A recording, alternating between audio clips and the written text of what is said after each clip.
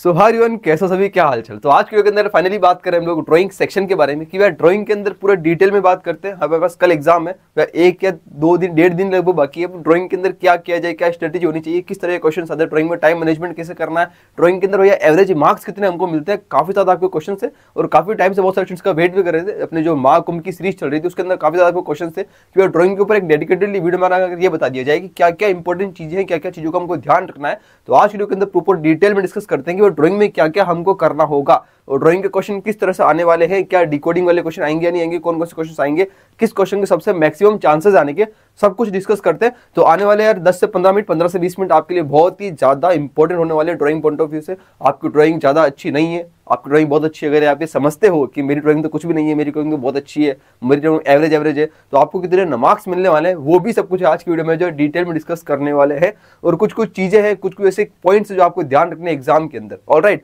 और मैंने कुछ कुछ पॉइंट्स लिख कर रखे हैं। मेरे पास ये पेपर भी है जो लास्ट ईयर का पेपर 2024 का पेपर है। इस पेपर के अंदर भी जब ड्राइंग के कौन कौन से क्वेश्चंस आए थे, राइट, तो इस पेपर में देख रहे हैं अपन, ये लिखा हुआ है यहाँ पर कौन कौन से क्वेश्चंस यहाँ पर आए थे। मैं आपको बता रहा हूँ कि ड्राइंग के अंदर ऐसा कुछ पेपर आने वाला है और यहाँ पर कौन से क्वेश्चन आपको स्क्रीन पे दिखने वाले जो आपको बताता हूँ। राइट, जेई के अंदर होता क्या, ऐसे स्टूडेंट्स होंगे जो नाटक के लिए भी ड्राइंग के प्रिपरेशन कर रहे होते हैं, तो नाटक में ड्राइंग के क्वेश्चन कुछ अलग तरीके के आते हैं। यहाँ पर जो आएंगे वो मैं बता रहा हूँ कि कौन से क्वेश्चन आने वाले हैं। शुरुआत भी ऐसे करते हैं किस टाइप के क्वेश्चन आएंगे, उसके हिसाब से अपन आगे की बातें करते रहेंगे, ठीक है ना। देखो, सबसे पहले कुल मिला के हमको पता है कि बेसिकली ड्राइंग के अंदर क्या है, हमको 2 क्वेश्चन देखने को मिलने वाले हैं। ऑलराइट, ये सबको पता होगा कि ड्राइंग के अंदर क्या बेसिकली हमको 2 क्वेश्चन देखने को मिलने वाले हैं, जिसका वेटेज कितना है, एक क्वेश्चन कितना है 50 मार्क्स का है, और सेकंड वाला क्वेश्चन भी है कितना होने वाला है, जो कि कितना 50 मार्क्स का ही होने वाला है। यहाँ तक तो बात सबको क्लियर है। ऑलराइट, इसका मतलब टोटल कितना हो गया, 100 मार्क्स का ड्राइंग का वेटेज रहने वाला है।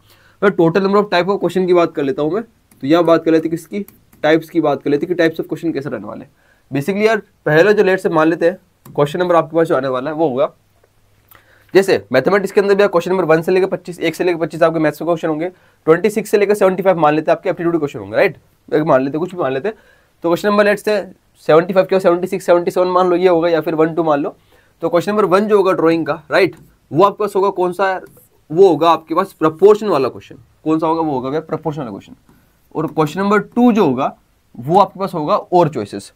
याद रखें, आपके क्वेश्चन नंबर 1 के अंदर आपको चॉइस नहीं मिलने वाली है। क्वेश्चन नंबर 1 के अंदर आपको एक क्वेश्चन ही आएगा, ये मैं बता रहा हूँ 99% चांसेस क्या होंगे, और लास्ट ईयर भी ये हुआ था। लास्ट ईयर देखा जाए तो कुल मिला के यार क्वेश्चन नंबर जो है बताया गया था कि एक क्वेश्चन दिया गया था, पहला वाला क्वेश्चन वो था प्रपोर्शन वाला क्वेश्चन, जहां पर आपको ड्राइंग बता रखी, हो सकता है आपको दिख नहीं रहा हो, तो आपको देखो इमेज बता रखी होगी, यहाँ पर एक ड्राइंग दे रखी है, राइट, एक इमेज दे रखी है जो आपको प्रपोर्शन के अंदर बनानी होती है, इसको कहते हैं प्रपोर्शन वाला क्वेश्चन। राइट, तो ये कौन सा है, यहाँ पर होगा कौन सा, प्रपोर्शन वाला क्वेश्चन। मैं जस्ट अगर पूरा रिवीजन बता रहा हूँ, प्रपोर्शन वाला क्वेश्चन यहाँ पर होगा, जिसके अंदर आपको जो होगी एक इमेज दी होगी, राइट, उस इमेज को आपको सेम प्रपोर्शन के अंदर A4 साइज पर ड्राइंग करनी होती है। ये आपका A4 का पेपर है, this is your A4 paper. आपको 2 पेपर दिए जाएंगे, पहला पेपर फर्स्ट वाला क्वेश्चन, सेकंड वाला पेपर। मे बी हो सकता है पहला वाले पेपर, हो सकता है मे बी एक पेपर दिया जाए और दोनों के आगे पीछे करना हो, ये भी हो सकता है। वो आपको बोलेगा कि भाई एक पेपर दिया गया है, इसको आपको दोनों तरफ ड्राइंग करनी है, ये भी हो सकता है। मे बी शायद 2 पेपर दिया गया है, चांसेस 2 पेपर हो सकते हैं, बिकॉज A4 वाला पेपर थोड़ा सा पतला होता है, तो मे भी शायद 2 पेपर दे आपको, ताकि आप अच्छे से ड्राइंग कर पाओ।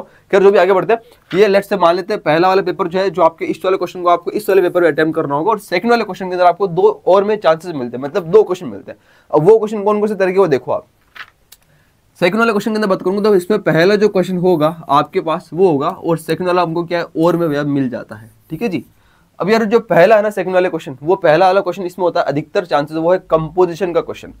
कंपोजिशन वाले क्वेश्चन यहाँ पर होंगे, राइट, कंपोजिशन क्वेश्चन होंगे। कंपोजिशन के अंदर 2D कंपोजिशन भी हो सकता है, या फिर 3D वाला कंपोजिशन भी हो सकता है। बताऊंगा भी आपको 2D 3D कंपोजिशन या फिर प्रोपोर्शन में किन किन चीजों को ध्यान रखना है, क्या क्या की पॉइंटर से बात करेंगे। पहले टाइप ऑफ क्वेश्चन की बात कर रहे हैं। कंपोजिशन के बाद सेकंड वाला जो क्वेश्चन वो आता है, वो है हमारे पास कौन सा, मेमोरी ड्राइंग वाला क्वेश्चन। वो कौन सा आता है, वो है मेमोरी ड्राइंग वाला क्वेश्चन। ऑलराइट, ये याद आपको रखना बहुत जरूरी है, मेमोरी ड्राइंग वाला क्वेश्चन। ऑलराइट, इसके अंदर क्या है, इसमें अधिकतर जो है इसमें कलरफुल आता है ना, मेमोरी ड्राइंग के अंदर क्या आपको कलर भी करने को कहेगा वो। ऑलराइट, इसमें कलरफुल वाला क्वेश्चन आएगा, इसमें भी आपको जो है कलर भरने को वो कहेगा ही कहेगा। अधिकतर चांसेस यही होते हैं कि साथ साथ में आपको ये कलरफुल क्वेश्चन आते हैं दोनों।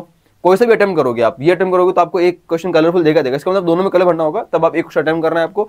और ये क्वेश्चन आएगा without colour, this is for sketching, ये आएगा जो है सिंपल आके आएगा, this is for pencil sketching. या आपको पेंसिल स्केचिंग वाले क्वेश्चन कह सकते हो, या फिर कह सकते हो कि शेडिंग वाला, शेडिंग करनी है आपको, लाइट एंड शेड, है ना, लाइट एंड शेड, ये क्वेश्चन आपके पास आने वाला है। ऑलराइट, तो मोटा मोटा हमको पिक्चर क्लियर होगी। हो सकता है ऐसे क्वेश्चन होंगे जिन्होंने यार कोई कोर्स नहीं खरीदा है, जो सेल्फ प्रिपरेशन कर रहे हैं, तो उनके लिए हर चीज बताना बहुत जरूरी है कि आपको ऐसी पिक्चर रहने वाली, राइट। एक होता है कि हमको क्या कोडिंग डिकोडिंग वाले क्वेश्चन आएंगे क्या, यहाँ पर एक डाउट रहता है कि भाई कोडिंग डिकोडिंग का क्या सीन, यार कोई कह रहा है कि कमेंट में बोलते रहते हैं बच्चे कि भाई कोडिंग बता दो, कोडिंग बता दो, हमको तो पता नहीं कोडिंग डिकोडिंग क्या होती है, ऐसे भी हमारे कमेंट्स आए थे। तो कोडिंग डिकोडिंग अभी के लिए आप बिल्कुल भूल जाइए अगर आपको नहीं इसका नॉलेज है, बिकॉज कोडिंग डिकोडिंग वाले बेसिकली ड्राइंग के क्वेश्चन नहीं होता है। ये बेसिकली क्या कहते हैं, ड्राइंग के अंदर एक टाइप होता है जिसके अंदर आपको एक ड्राइंग को तोड़कर उसके एलिमेंट्स आपको बनाने होते हैं, उसके एलिमेंट्स लिखने होते हैं। बेसिकली उसमें प्रैक्टिस भी ज्यादा मांगता है और ऐसे क्वेश्चन अधिकतर चांसेस नाटा में रहेंगे। जेई में बहुत 1-2% रेयर चांसेस है, राइट। ये अकॉर्डिंग टू लास्ट ईयर या फिर अकॉर्डिंग जितने ईयर्स आ रहे हैं उसके अकॉर्डिंग इस टाइप से कुछ आपको देखने को मिलने वाला है। इसके पहला क्वेश्चन आएगा प्रपोर्शन का, जिसमें कोई ऑप्शन नहीं दिया होगा। सेकंड के अंदर 2 ऑप्शन दिए होंगे, इसमें आपको बनाना होगा। ऑलराइट, दोनों में से कोई सा भी करना चाह रहे हो, आपको यहाँ पर क्या इसको ड्रॉ करना होगा, इस वाले क्वेश्चन को यहाँ पर ड्रॉ करना होगा, ठीक है, A4 पे, राइट आपको। ऑलराइट, अब यार शुरुआत क्या करेंगे वो शुरुआत करते हैं। जैसे यार पहला क्वेश्चन जो इसमें लास्ट ईयर जो दिया गया था उसमें दिया गया था कि आपको जो है एक आदमी खड़ा है, ठीक है ना, जो विलेज वाला जो आदमी होता है, विलेज के अंदर गांव में रहता है एक आदमी, तो उस टाइप से उसके पास जो है कुछ भी एक मे भी शायद कुछ व्हीकल है या कुछ भी है, तो ऐसे वो खड़ा है करके। या फिर एक लास्ट ईयर एक सेकंड वाले सेशन के अंदर ऐसा भी क्वेश्चन आता है जिसके अंदर बहुत एक ज्वेलरी पहनकर एक लेडी थी या फिर एक मैन था जो कि बहुत ज्यादा ज्वेलरी है, राइट, एक लेडी थी, तो उसका भी अगर आप क्या करो, एक ओल्ड लेडी है उसका प्रपोर्शन बना दो। बेसिकली स्केच थोड़ा सा कॉम्प्लिकेटेड आएगा, तो मैं कहूंगा कि ये जो स्केच है स्केच थोड़ा सा क्या है, बहुत ज्यादा मतलब बहुत ज्यादा डिटेलिंग वाला स्केच आता है यहाँ पर। इस स्केच के अंदर बहुत ज्यादा डिटेलिंग होती है, तो इसको करने के अंदर आपको लगभग 30-35 मिनट्स मिनिमम लगेंगे। मिनिमम 35 मिनट्स तो मान के चलो इसको लग जाएंगे इस वाले को करने के लिए, ठीक है, 30-35 मिनट्स। अब डिपेंड करता है कि इसकी स्पीड कितनी है, किसी स्पीड अच्छी है तो मैं भी शायद 30 मिनट्स के अंदर भी कर लेता है। इसलिए मैं कहता हूँ कि आपको एवरेज 30 मिनट्स तो मान के चलना है, एक क्वेश्चन लगेगा ही लगेगा। इसलिए आपको दोनों को 1 घंटा 5 मिनट, फिर 1 घंटा 10 मिनट तो मान के चलना है कि ड्राइंग को आपको देना ही देना है, दोनों क्वेश्चन को मिलाकर, राइट। मे भी मान लिया भैया कितना 35 मिनट्स मान लिया इसके लिए लग रहा है, 35 मिनट्स मान लिया इसके लिए लग रहा है, मे भी क्या 35 मिनट्स मान लिया मैंने क्या इसी के लिए लग रहा है। ये दैट इज एवरेज, डिपेंड करेगा स्पीड पे। कोई इसको 30 मिनट्स में कर लेगा तो इसको 40 मिनट्स में कर लेगा, कोई इसको 30 मिनट्स में करेगा तो इसको वो 40 मिनट्स इसको दे पाएगा। तो बेसिकली बात करो तो 1 घंटा 10 मिनट हमको मान के चलना है, हमको एटलीस्ट एवरेज ड्राइंग में देना है 1 घंटा से लेकर 1 घंटा 10 मिनट, ठीक है। नेक्स्ट बात करते हैं यार, जो नेक्स्ट जो क्वेश्चन है इसके अंदर कंपोजिशन वाला क्वेश्चन है। कंपोजिशन के अंदर 2D 3D कंपोजिशन आते हैं। बेसिकली होता क्या है, अगर 2D कंपोजिशन आएगा, ठीक है ना, बेसिकली क्या मतलब अगर 2D कंपोजिशन आ रहा है तो 2D के अंदर क्या हो रहा है, 2D के अंदर क्या हो रहा है, लेट्स आपको कोई दे देगा बहुत सारे शेप, बोलेगा ट्राइंगल है, बहुत सारे सर्कल है, बहुत सारे रेक्टेंगल है, या फिर बहुत सारे स्क्वायर्स है। तो रेक्टेंगल स्क्वायर के अंदर बताओ क्वाड्रिलेटरल है, तो इसके अंदर कुछ डायमेंशन दे देगा आपको कि ट्राइंगल इतने भी इतने का ट्राइंगल है या फिर इतनी रेडियस का सर्कल है। तो बहुत सारे सर्कल का कंपोजिशन बनाओ, ओवरलैप करके बनाओ, ऐसा करके तो बहुत सारे कंपोजिशन यहाँ पर होंगे। That is 2D composition. And 3D के अंदर क्या देगा आपको, 3D में बहुत सारे इमेजेस दे देगा, बहुत सारे ऑब्जेक्ट देगा। इस एग्जाम्पल के लिए लास्ट ईयर ऐसा कुछ आया था, इसमें लिखा था कि आपके पास बहुत सारे एक कॉम्बिनेशन है किसका, इंस्ट्रूमेंट्स का। फॉर एग्जांपल गिटार है, माइक्रोफोन है, drum, table, keyboard etcetera, right. इनको बनाना है आपको, एब्स्ट्रैक्ट इनका जो है स्ट्रक्चर बना देना। बेसिकली इसको एक एब्स्ट्रैक्ट ड्राइंग कहते हैं। ये जो होते हैं ना 3D कंपोजिशन को एब्स्ट्रैक्ट ड्राइंग कहते हैं। तो जब भी आप बोलेगा कि कंपोजिशन बना दो या फिर एब्स्ट्रैक्ट ड्राइंग, एब्स्ट्रैक्ट क्रिएटिविटी, ऐसा कुछ करके जब बोलेगा समझ जाना आपको 3D कंपोजिशन की ही बात कर रहा है, और जो ऑब्जेक्ट वो बताएगा उसके अकॉर्डिंग आपको चीजें बना देनी है। ऑलराइट, यहां तक समझ में आ रही बात। उसके अलावा एक चीज कुछ भी बोलेगा, अगर आपको डायमेंशन देना होगा तो डायमेंशन दे देगा, नहीं तो कह देगा कि take dimension any of your choices, मतलब आपके हिसाब से ऑब्जेक्ट की साइजेस कम ज्यादा कर सकते हो, बस हमको तो अच्छा वाला कंपोजिशन चाहिए होगा, ठीक है ना। अभी मैं आपको बताऊंगा आगे की कंपोजिशन के अंदर कितनी मार्जिन छोड़नी है, किसका साइज क्या रखनी है, अभी अपन डिस्कस करेंगे। पहले लास्ट ईयर क्वेश्चन पढ़ रहे हैं क्या आया था, ठीक है, ये कुछ आया था। और यहाँ पर बोलेगा कि आपको जो इसमें कलर वगैरह भर दो या फिर शेडिंग कर दो, जो आपको बोला है वो बताया जाएगा। लाइट एंड शेड का यहाँ पर अच्छे से चीज बतानी है। नेक्स्ट बात करते हैं ड्राइंग। मेमोरी ड्राइंग के अंदर क्या आया था, मेमोरी ड्राइंग में लास्ट ईयर आया था वो कि considering yourself as one of the spectators, draw a beautiful sketch of a football stadium where match is going on। मतलब फुटबॉल के अंदर जो मैच खेलता हुआ, मतलब चलता हुआ मैच की आपको जो है ड्राइंग बनानी। फुटबॉल स्टेडियम के अंदर आप बैठे हो, राइट, और उसके अंदर जो मैच खेलते हुए, मतलब जो प्लेयर्स को खेलते हुए और साथ साथ में ऑडियंस भी दिख रही हो, प्लेयर्स भी खेल रहे हो, मतलब भी प्लेयर्स भी इन एक्शन हो, ठीक है ना, खड़े नहीं हो, एक्शन हो, खेलते हुए हो, बॉल भी हो। इस टाइप से आपको एक सीन बनाना है, जो नॉन इज मेमोरी ड्राइंग। ये आया था कौन सा, लास्ट ईयर। इस बार भी क्या जनरली मेमोरी ड्राइंग में कौन कौन से आते हैं अभी अपन डिस्कस करेंगे आगे, कौन कौन से क्वेश्चन आ सकते हैं, ठीक है ना। बेसिकली अब ये कुछ क्या एक की फ्रेम रहता है जो हमको ध्यान रखना होता है, ठीक है। अब यार अपन करना आते हैं, जो कि पास पेपर था, मैंने आपको बता दिया लास्ट ईयर का था, ठीक है, लास्ट ईयर जनवरी वाला पेपर था, जनवरी अटेम्प्ट का ना, सेशन नंबर 2 का। इस बार तो एक सेशन में हो रहा है बस ओनली। तो देखो अब आते हैं किसके ऊपर पहले बात करेंगे, वो है कौन सा, 2D कंपोजिशन के ऊपर, ठीक है ना। देखो यार होता क्या है, 2D कंपोजिशन जब भी बात करें ना, तो लेट से जब भी आपको बोला, लेट से कोई आपके पास 2D फिगर है, आपको क्या करना है, कंपोजिशन कर दो, ट्राई कर दो, तो आपको ध्यान रखना है कि सबसे पहले तो आती है क्या, साइज। साइज जो है ना आपको जो पेपर में जो भी, let's say this is A4 paper, तो ये साइज के अंदर आपको ध्यान रखना है कि एटलीस्ट कम से कम आपको यहाँ पर क्या है, मार्जिन छोड़ देनी है। एक मार्जिन बहुत इंपॉर्टेंट है, ठीक है, ये मार्जिन आपको थोड़ी छोड़ के रखनी, चारों तरफ से मार्जिन छोड़ देना, चारों तरफ से। ये ओनली कंपोजिशन के लिए नहीं है, ये सब के लिए, ये तीनों टाइप के क्वेश्चन के लिए आपको एटलीस्ट मार्जिन थोड़ी छोड़ देनी है। यहाँ पर बिना मार्जिन छोड़े काम नहीं करेंगे, मार्जिन छोड़ेंगे, यहाँ पर मार्जिन छोड़ देंगे, चारों तरफ मार्जिन छोड़ देना, सबके लिए ना। This is for all the paper, मतलब ऑल टाइप ऑफ क्वेश्चन, सब टाइप ऑफ क्वेश्चन के लिए मार्जिन छोड़ देनी। वह कितनी छोड़नी मार्जिन, तो मार्जिन मिनिमम छोड़ो 1 से 2 सेंटीमीटर, आपके ऊपर डिपेंड करता है, क्वेश्चन पे डिपेंड करेगा, बाकी कम से कम 1-2 सेंटीमीटर तो छोड़ देना। 1.5 सेंटीमीटर, बिल्कुल एग्जैक्ट ऐसा नहीं कि डायमेंशन नाप रहे हो, अंदाजे से एकदम माइंड से कि हाँ ठीक 1 सेंटीमीटर या फिर लेके 2 सेंटीमीटर तक का छोड़ दिया, 1 से लेकर 1.5 तक का मान चलो इतना, ठीक है। तो मैंने लिख दिया क्या 1 to 2 सेंटीमीटर का आपको जो है मार्जिन एक बार छोड़ देना है। 1 to 2 सेंटीमीटर होगा क्या ना भाई, इससे मार्जिन छोड़ने से क्या होगा, लास्ट में आप जाते जाते मार्जिन में एक बॉक्स, पहले वो बॉक्स बना देना भाई, मार्जिन का एक स्क्वायर बॉक्स बना देना, रेक्टेंगुलर बॉक्स बना देना पेंसिल का, ताकि पता रहेगा आपको मुझे इस वाले बॉक्स से बाहर नहीं जाना है। उसके बाद में चाहो तो बॉक्स में मिटा भी सकते हो, नहीं मिटाओ तो भी चलेगा, ऐसी कोई दिक्कत नहीं, बट लेकिन आप बॉक्स बना दो मार्जिन का, राइट, इसी अंदर अंदर ही काम करना है। एक और चीज साइज, ये तो क्या होगी मार्जिन के बारे में ना मैं बात कर रहा हूँ, this is common, this is common for all the points. Margin हो गई, एक होता है साइज। होता क्या ना भाई, हम लोग साइज बहुत ज्यादा छोटी बना देते हैं ड्राइंग के अंदर। होता क्या, let's say this is A4 paper, बच्चे क्या करते हैं इतने से ड्राइंग बना देते हैं, इतने से के अंदर क्या कहते हैं ड्राइंग बना दिया। यहाँ पर कोई क्या कहता है इतने हाफ में इतने से ड्राइंग बना देगा, ऊपर वाला पेपर खाली बना देगा। कोई क्या करेगा ऊपर ड्राइंग बना देगा, छोटा सा बना देगा कॉर्नर में।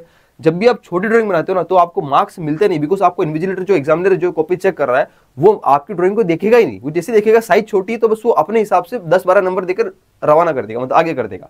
एवरेज अगर आपको 30-40 सुपर मार्क्स लाने आउट ऑफ 50 एक क्वेश्चन के अंदर, तो आपको सबसे पहले तो ड्राइंग बड़ी बनाओ, ताकि वो एग्जामिनर चेक तो करे, कम से कम चेक करने के लिए रेडी तो हो, क्योंकि उसको बड़ी ड्राइंग होगी तो उसको दिखेगा, राइट। तो ड्राइंग बड़ी बनानी है, राइट, मार्जिन से बाहर में जाना, ड्राइंग के अंदर एटलीस्ट ट्राई करना है किस तरह की ड्राइंग है तो उसको थोड़ा सा बड़ा करके बनाया जाए। ऑलराइट, क्या यहाँ तक सबको समझ में आ गई। अब एक और बात कि ड्राइंग वर्टिकल बनाए या फिर हॉरिजॉन्टल बनाए, डिपेंड करता है क्वेश्चन पे। अगर लेट्स से कोई मेमोरी ड्राइंग है, लेट्स से आपको बोला कि क्लासरूम का सीन बनाओ, तो क्लासरूम को तो आप वर्टिकल तो ज्यादा होकर ढंग से बना पा रहे हो, बेस्ट अगर लग रहा है, और आपने हॉरिजॉन्टल प्रैक्टिस की तो हॉरिजॉन्टल बना लो। वर्टिकल हॉरिजॉन्टल में आप अपने हिसाब से कर सकते हो, क्वेश्चन के हिसाब से, क्वेश्चन के अकॉर्डिंग, उसमें कोई दिक्कत नहीं है वर्टिकल हॉरिजॉन्टल में। ओके, मार्जिन हो गया, साइज हो गया।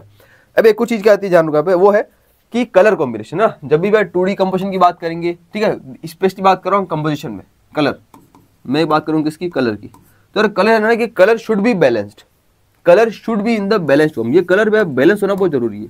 जब तक यार कलर जो है ना बैलेंस नहीं है ना, तब तक मजा नहीं आएगा। मजा मतलब क्या है कि बैलेंस का मतलब ये होता है कि लेट सपोज करें मेरे सामने यार मैंने जो है मैं लेट से मैं एक काम करता हूँ, आपको लेट से मैंने येलो कलर लिया, मैंने येलो कलर एक यहाँ पर लिखा है 2 लिख रखा है, ठीक है, मैंने येलो कलर किया यहाँ पर, फिर मैं एक येलो कलर करता हूँ, यहाँ 35 पे येलो कलर कर दिया, फिर मैंने क्या किया 1 to 2 सेंटीमीटर लिखा, यहाँ पे येलो कलर कर दिया, फिर मैंने क्या करा क्वेश्चन नंबर 2 पे येलो कलर कर दिया, फिर क्या करा मैंने क्वेश्चन नंबर 1 पे येलो कलर कर दिया, फिर क्या करा फिर मैंने यहाँ पर कुछ भी लिख रखा है ABCD मान लेते हैं, मैंने यहाँ पे येलो कलर कर दिया, फिर मैंने बैलेंस येलो कलर कर दिया। तो ये this is look like balanced form. Yellow हर जगह बैलेंस्ड फॉर्म है, कहीं पास चिपका हुआ नहीं है। मैंने ऐसे नहीं किया कि एक काम करा 2 पे येलो और 100 पे येलो कर दिया, तो आपके ध्यान वहां जा रहा है बेचारा, क्योंकि यार वो पास क्यों लिख दिया, अच्छा नहीं लग रहा है, दूर सबसे अच्छा लग रहा है। तो ये बैलेंस्ड फॉर्म में सेम क्वेश्चन हमको करना होता है सेम 2D कंपोजिशन के अंदर। जब भी आप बहुत सारे लेट से आपने बोला कि आपने कोई ट्राइंगल बनाया, आपने कोई कंपोजिशन बनाया ट्राइंगल से, लेट से सर्कल से, राइट, आपने कोई स्क्वायर है उसके अंदर ओवरलैप कर रहा है, यानी ना कंपोजिशन के अंदर ओवरलैप कराना बहुत जरूरी है। जो भी कंपोजिशन आप बना रहे हो 2D कंपोजिशन, उसके अंदर चीजों को ओवरलैप कराए,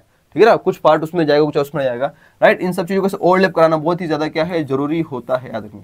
जब भी आप ओवरलैप कर रहे हो कुछ बना रहे हो तो इसमें ना कलर्स अलग अलग होने बहुत जरूरी है, डिफरेंट कलर्स करें। इस वाले पार्ट में आपने अलग कलर कर दिया, इस वाले पार्ट में अलग कलर कर दिया, इस वाले पार्ट में अलग अलग कलर कर दिया, इस पार्ट में अलग कलर कर दिया, ऐसा। तो टाइप्स ऑफ अलग अलग कलर करिए, और सेम कलर को पास नहीं करेंगे, सेम कलर को पास चिपका कर नहीं करना, अलग अलग करना है। मतलब एक कलर के पास में दूसरा कलर आना जरूरी है, सेम कलर नहीं आएगा, ऑलराइट। तो ये एक कलर के पास में दूसरा कलर नहीं आना चाहिए, अलग अलग कलर आने चाहिए। इसका मतलब कलर शुड भी बैलेंस्ड फॉर्म में होने जरूरी है आपको। यहाँ तक क्लियर है?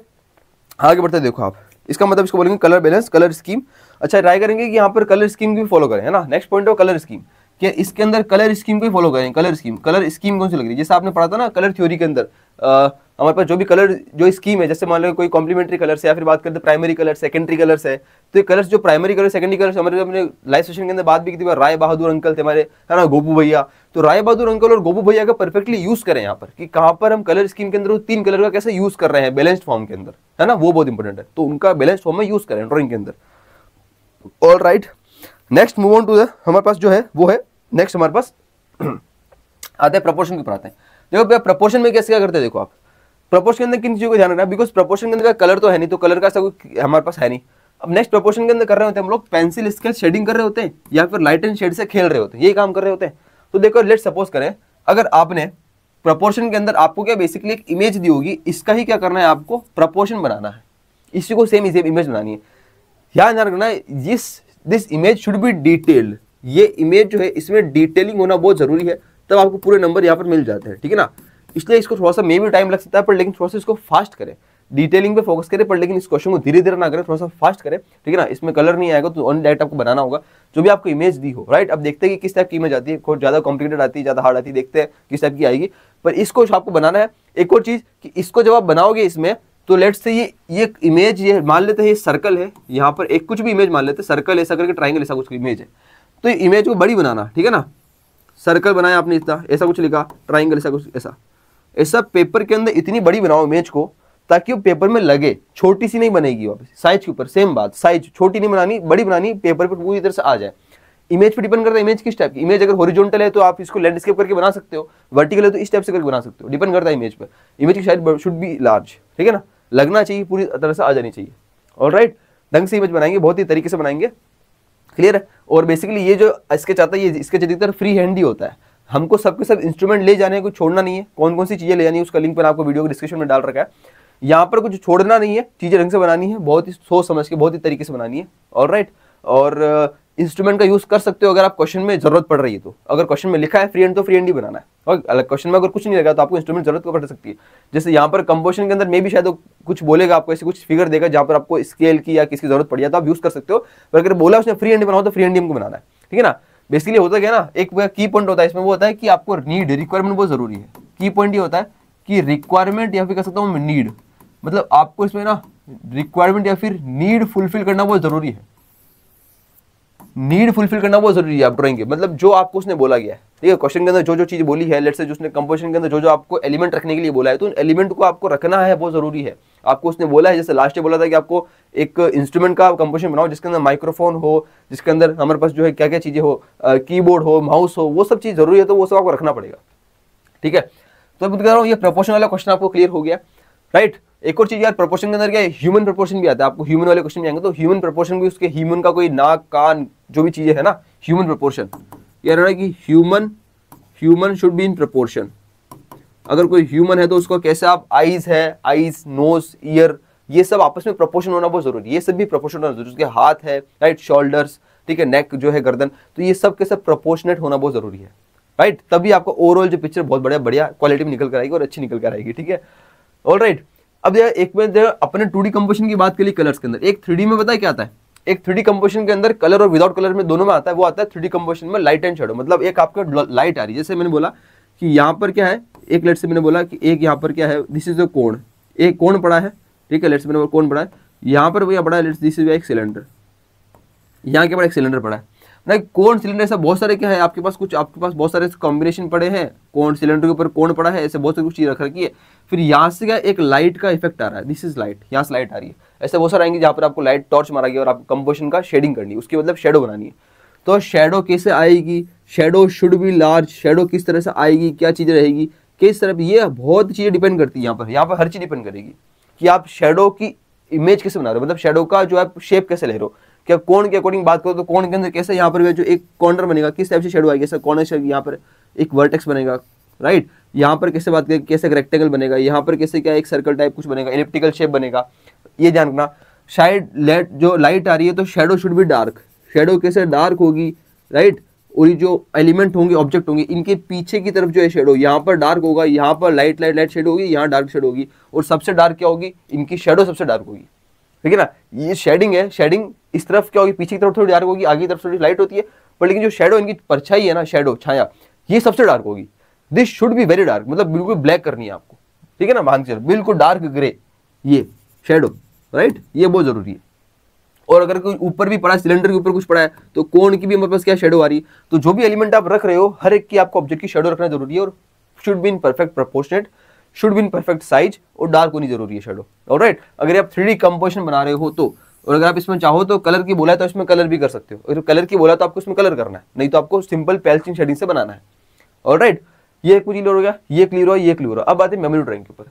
अब देखो मेमोरी ड्राइंग में ऐसा जैसे लास्ट क्वेश्चन आया था मैंने आपको बोल के बताया, वो है फुटबॉल ग्राउंड का। आप ही फुटबॉल के अंदर बैठे हो, फुटबॉल ग्राउंड के अंदर मैच चल रहा है, तो इसमें कौन कौन से क्वेश्चन आ सकते हैं देखो, आप ध्यान रखेंगे इसमें क्वेश्चन आते हैं जो, देखो क्वेश्चन कौन कौन से आ सकते हैं। मे भी एक तो बोलेगा आपको कि एक फेस्टिवल हो गया है ना, फेस्ट मैंने बोला लेट से अभी गया काइट फेस्टिवल, तो काइट फेस्टिवल बच्चे पतंग उड़ा रहे हैं, काइट उड़ा रहे रूफ पे अपने अपने छत पे खड़े हैं, तो सगर का काइट फेस्टिवल आ सकता है। एक आ सकता है हमारे पास जो है स्कूल वाला जो हमारे पास सीन है ना, एक हमारे पास हो गया फुटबॉल स्पोर्ट्स का, जैसे लास्ट ईयर आया था फुटबॉल वाला, ऐसे स्पोर्ट्स का कोई ग्राउंड हो सकता है, मे भी क्रिकेट मैच चल रहा है, कुछ भी चल रहा है, वो आ सकता है। एक आ सकता है स्कूल का, ठीक है ना, स्कूल के अंदर क्लासरूम के पीछे से आप खड़े हो तो देख रहे हो, उसमें टीचर दिख रहा है, वो सब चीज दिख रहा है, स्टूडेंट्स बैठे हैं, उनके टेबल चेयर लगी है, वो सब चीजें, तो स्कूल के यहाँ पर क्या आ सकता है। तो फेस्टिवल हो गया, एक स्कूल हो गया, स्पोर्ट्स हो गया। एक आ सकता है गार्डन, कोई पब्लिक प्लेसेस है। एक आ सकता है कोई ट्रांसपोर्टेशन है ना, कोई ट्रांसपोर्ट जैसे कोई रेलवे स्टेशन है, बस स्टेशन है, इस टाइप का आ सकता है, ठीक है। गार्डन का आ सकता है पब्लिक प्लेसेस जहाँ पर बच्चे बैठे हैं, बड़े सब बच्चे हैं, ठीक है, बच्चे जवान वगैरह सब है, तो ये सब कुछ क्वेश्चन यहाँ पर बन सकते हैं। ऑलराइट, अब इन चीजों के अंदर किन किन पॉइंट्स का ध्यान रखना है वो सुनो। देखो यहाँ होता क्या है, जब भी अपन ऐसे क्वेश्चन ड्रॉ करेंगे ना, अच्छा ये भी आ सकता है मार्केट प्लेस है ना, वो पब्लिक प्लेसेस में आ गया मार्केट प्लेस, ठीक है, मार्केट के अंदर।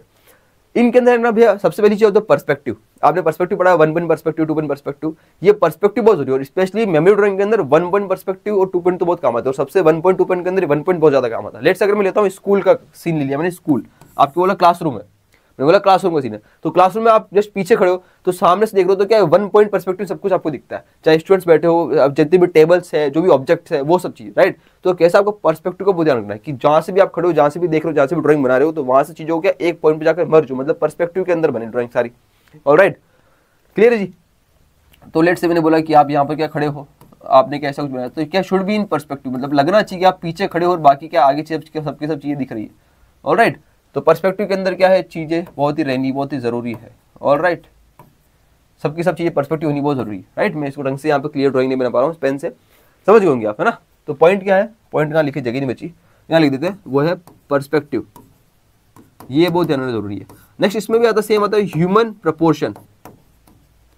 ह्यूमन प्रपोर्शन जो मैंने आपको पहले बोला गया ह्यूमन प्रपोर्शन, वो है कि ह्यूमन प्रपोर्शन, यहाँ पे भी आप जितने भी कोई पर्सपेक्टिव के अंदर, जब मेमोरी ड्राइंग के अंदर बहुत सारे लोग बताओगे आप, है ना, बहुत सारे इंसान बताओगे, है ना, बच्चे बताओगे, तो सबका प्रपोर्शन होना जरूरी है कि किसकी हाइट कितनी है, कुछ ज्यादा बड़ा नहीं लग रहा है, कुछ ज्यादा छोटा नहीं लग रहा है। एक और चीज की बहुत ज्यादा जो ड्राइंग में पास है भैया वो डेफिनेटली बात ज्यादा बड़ा दिखेगा, जो दूर है वो छोटा दिखेगा। वो जब भी आप पर्सपेक्टिव में ड्राइंग बनाते हो तो पर्सपेक्टिव के अंदर क्या होता है, लाइंस अंदर से बाहर निकल रही होती है, तो उसका मतलब जो आप पीछे खड़ा करोगे, जिस इंसान को, जिस भी ऑब्जेक्ट को आप पीछे रखोगे वो छोटा दिखेगा, आगे दिखोगे रखोगे वो बड़ा दिखेगा। तो साइज का ध्यान रखें, प्रपोर्शन बहुत इंपॉर्टेंट है ना, साइज बहुत इंपॉर्टेंट है। पर्सपेक्टिव हो गया, ह्यूमन प्रपोर्शन, साइज बहुत इंपॉर्टेंट है, साइज।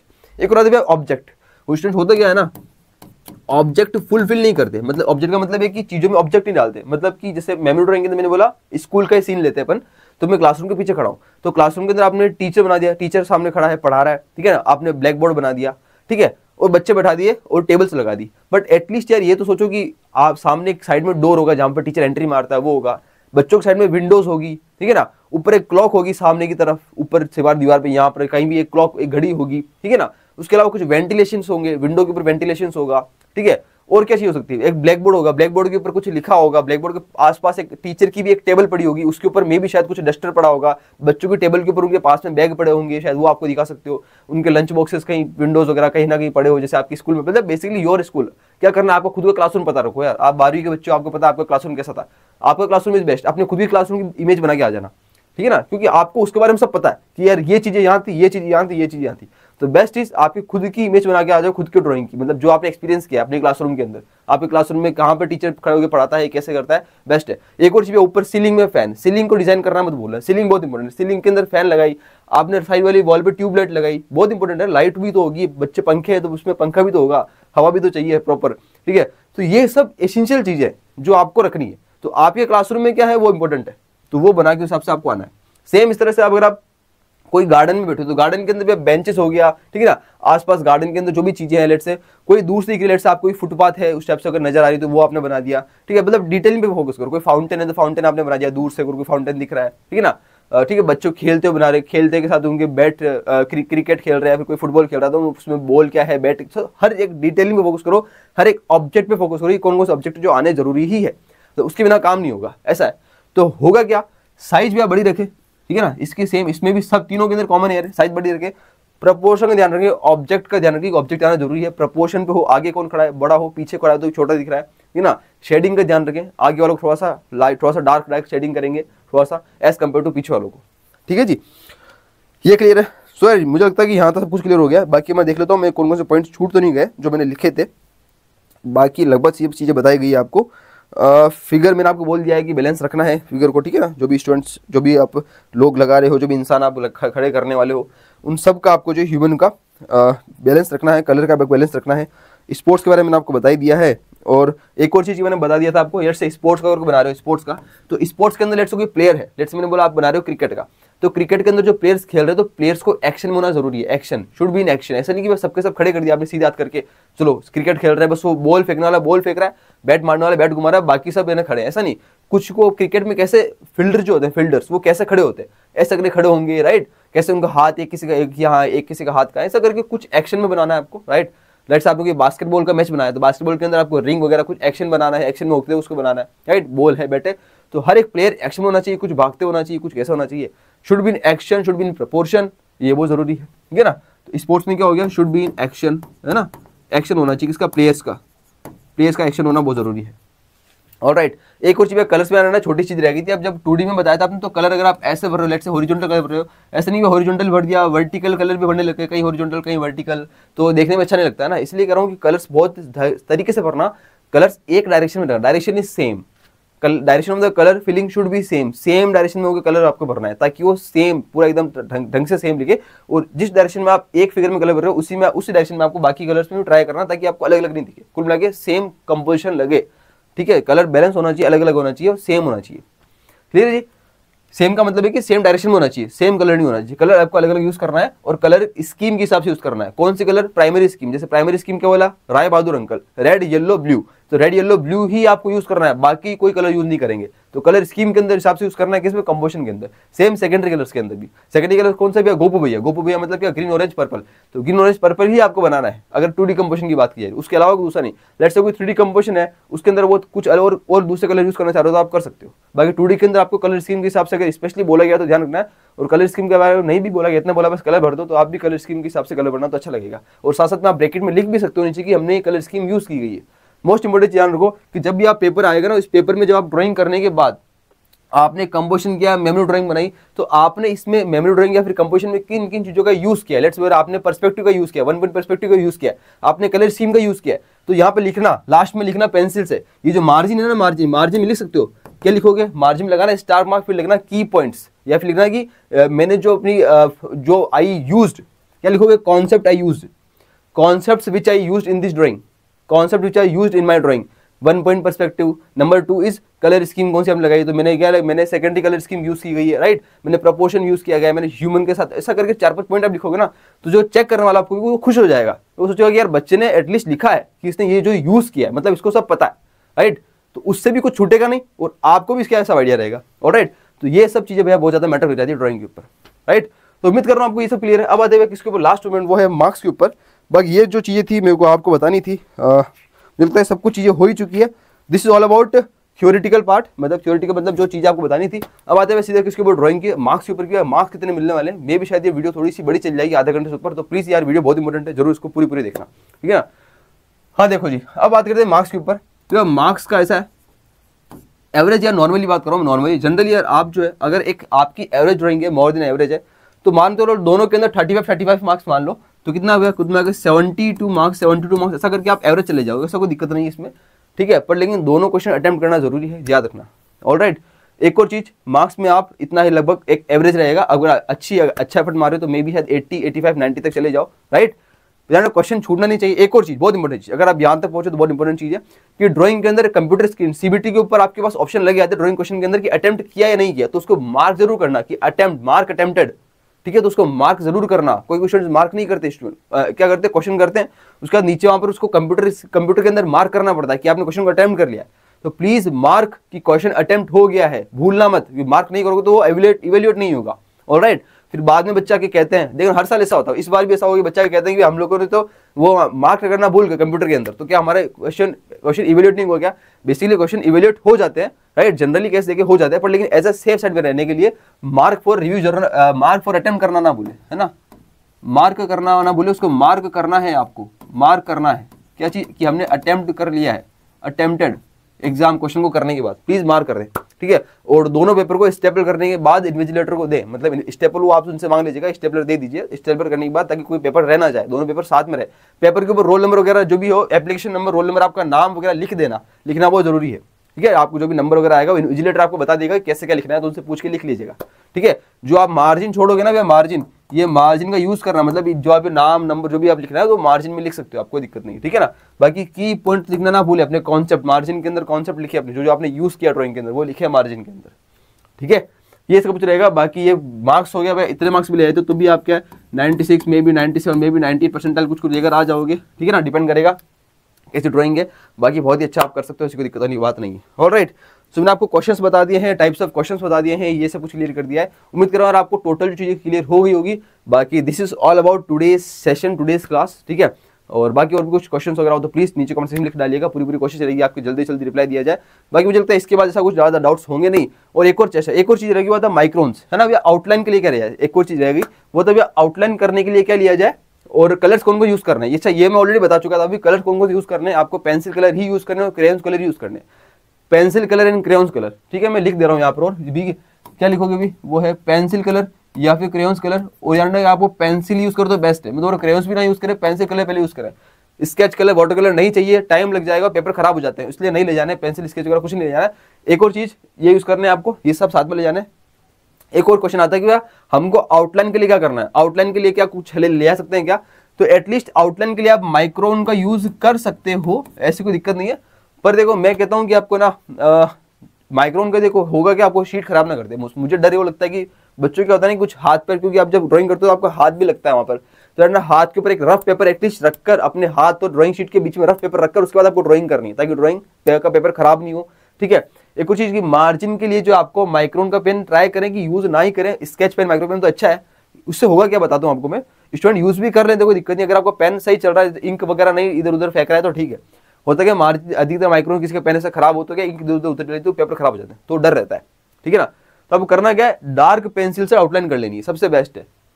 आपको डिफरेंट टाइप ऑफ पेंसिल ले जानी है, जो भी आप पेंसिल यूज करो, जो भी पेंसिल ले जा रहे हो तो टाइप ऑफ पेंसिल ले जाएंगे, फिर थोड़ा सा क्या करेंगे, थोड़ा सा कर लेंगे डार्क, थोड़ा सा डार्क कर लेंगे, है ना, मतलब एक बहुत ही ज्यादा डार्क से डार्क पेंसिल आपको करना, आउटलाइन कर लेंगे। जो भी आप फिगर बना रहे हो, जो भी आप कंपोजिशन है, स्पेशली कंपोजिशन के अंदर, फिगर्स के अंदर आप डार्क पेंसिल आउटलाइन कर सकते हो, उससे दिक्कत वाली बात नहीं। वो डार्क बिल्कुल आपको ब्लैक, डार्क ग्रे मतलब बिल्कुल ब्लैक जैसा हो जाएगा, तो आपको सेम लुक देगा और आपको पेपर को खराब भी नहीं करेगा, सबसे बेस्ट चीज, ठीक है। तो डार्क और पतली, डार्क थोड़ी सी थिन और डार्क थोड़ी सी आप क्या कर सकते हो, आउटलाइन कर सकते हो, ऑलराइट। बाकी ये कुछ चीजें, बाकी पेंसिल कलर ही आपको यूज करना है, कलर्स हो गया, मार्क्स हो गया, टोटल चीज होगी। सो दिस अबाउट टाइमिंग्स मैंने आपको बता दिया, कितना टाइमिंग आपको करना है, मैंने आपको ऑलरेडी बोल दिया था, है ना। टाइमिंग्स मैंने आपको बता दिया, कैसे क्वेश्चन आएंगे मैंने आपको बता दिया। So thank you so much यार, take care, bye bye, love you all, मिलते हैं। जाओ जाकर इस बार फाड़ कर रख दो, और जिसने सेशन नहीं देखे अपने महाकुंभ के, जरूर जाकर सबके सब सेशन चेकआउट कर लेना, सबका लिंक आपको डिस्क्रिप्शन में मिल जाएगा, प्लेलिस्ट का लिंक, हमारी प्लेलिस्ट है उसकी, ठीक है। बाकी तो थैंक यू, टेक केयर। और अपने क्या एडमिट कार्ड के अंदर क्या क्या आपको जो है सेंटर वगैरह है वो प्लीज जरूर लिख के बताइएगा नीचे। अपने टेलीग्राम पे जुड़ जाइएगा, वहाँ पे सब कुछ मटेरियल आपको मिल गया, नोट्स अपने सब कुछ शेयर कर दिए। टेलीग्राम अपने महाकुंभ की सेशन के सारे पीडीएफ वहाँ पर शेयर कर दिया मैंने, टेलीग्राम ग्रुप पे, टेलीग्राम चैनल पे जाके ज्वाइन हो जाइए, ठीक है। इंस्टाग्राम पे है, सबका लिंक आपको नीचे डिस्क्रिप्शन में मिल जाएगा, जाकर ज्वाइन हो जाइए फटाफट से। और किसने मॉक टेस्ट नहीं दिया भैया, मॉक टेस्ट देना है तो मॉक टेस्ट हमारे पास ऐप पे अवेलेबल है, सफल टुगेदर के ऐप पे, प्ले स्टोर का लिंक आपको नीचे मिल जाएगा, प्ले स्टोर पर जाकर सर्च कर सकते हो सफल टुगेदर ऐप पे, जाकर आप मॉक टेस्ट दे सकते हो। वहाँ पे मॉक टेस्ट फ्री और पेड दोनों अवेलेबल है, जाकर पूरी सुविधा और लाभ उठा सकते हो मॉक टेस्ट का, ठीक है ना। जस्ट एग्जाम में देते हैं उस टाइप से आपको मॉक टेस्ट देखने को मिलने वाले ऐप के अंदर, ठीक है। तो ये सब चीजें हैं, आप सबके लिए सब कुछ है, बस आपको अच्छा रिजल्ट लेकर आना है। और हम लोग मिलेंगे एग्जाम के बाद, ठीक है ना। आपके लिए बहुत बड़ा एक सरप्राइज भी आ रहा है, और एग्जाम के बाद हम लोग मिलेंगे पेपर डिस्कशन करने के लिए, सरप्राइज के लिए, ठीक है। तो सरप्राइज के लिए रेडी रहिएगा। बाकी ऑल द वेरी बेस्ट और थैंक यू सो मच। और एक लाइव सेशन भी करने जा रहे हैं हम लोग नाइट में। सो बस आज के लिए इतना ही, टेक केयर, बाय बाय, जाओ जाकर फाड़ कर दो।